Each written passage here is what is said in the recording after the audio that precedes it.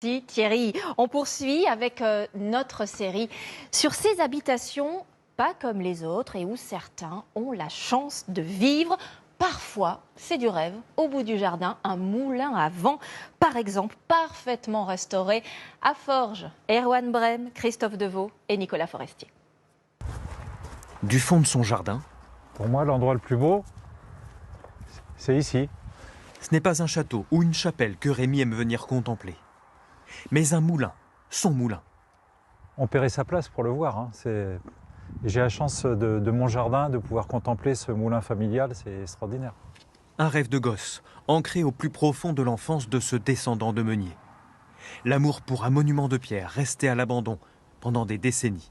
J'ai même encore du mal à réaliser que je l'ai fait. Je suis encore dans un rêve, en fait, quelque part. Car jusqu'au mois de décembre dernier, Rémi n'avait jamais vu son moulin en entier, sauf sur une vieille photo. C'est une photo qui m'a toujours fait rêver.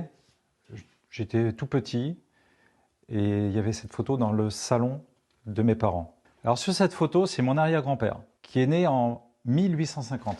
Une vie dans l'armée, en expédition partout dans le monde. Là, c'est la photo originale. Mais toujours cette obsession, remettre le vieux moulin de famille en état, tel qu'il le dessinait dans ses cahiers d'écolier, avec un toit et des ailes. C'est vrai, pour moi, c'était un rêve au départ inaccessible en étant petit.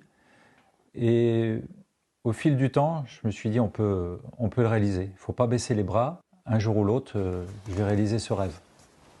Il y a 2 ans, voilà à quoi ressemblait le monument.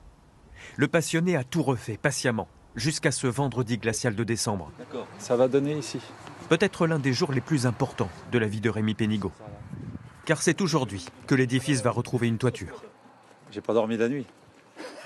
J'ai pas dormi de la nuit. C'est un truc de fou. Ça fait plusieurs jours aussi.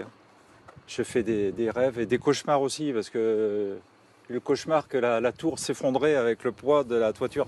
Rémi a tout prévu. Je vais vous guider, ouais. Mais encore faut-il que le camion grue puisse passer le portail. On va de voir ça, de chaque côté.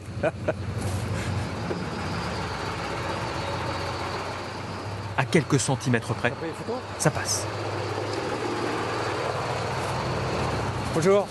Juste à côté de la structure en pierre, le toit tout neuf. Ça fait 6 tonnes, 6 mètres de diamètre.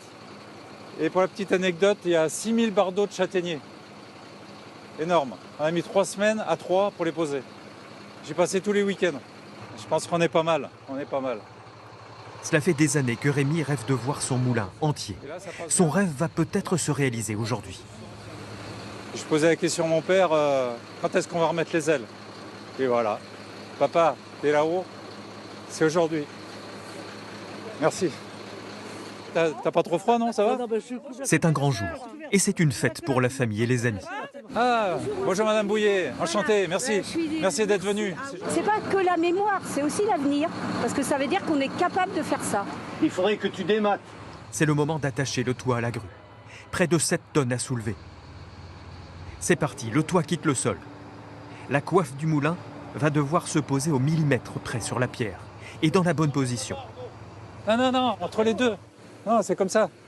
C'est entre les deux ouvertures. Voilà, faut nous dire exactement la position là. Entre les deux fenêtres. Voilà, impeccable. Ah la vache. Ah, c'est beau. Ça y est, l'opération est un succès. Allez, l'émotion. Je réalise pas encore, si vous laissez. C'est trop. Vous vous rendez compte, ça fait 90 ans qu'il avait perdu ses ailes. Là, il est en train de revivre. Il prend une nouvelle jeunesse. Et on va le faire revivre, ce moulin. Magnifique, Rémi. Place aux ailes. Immense. Glissé comme le fil dans le chat d'une aiguille. Ah! C'est la dernière opération de la journée pour ce patrimoine local et familial. Je suis l'arrière petite fille. Des souvenirs merveilleux, des souvenirs d'enfance, quand notre grand-mère nous gardait, les vacances scolaires, les mercredis. On se faisait fâcher parce qu'on jouait en cachette dans le moulin. Et le grutier, alors là... très fort. Le repère, c'est le moulin. C'est le phare. Il se voit de loin.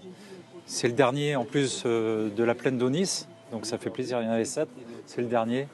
Donc c'est important pour toute la famille.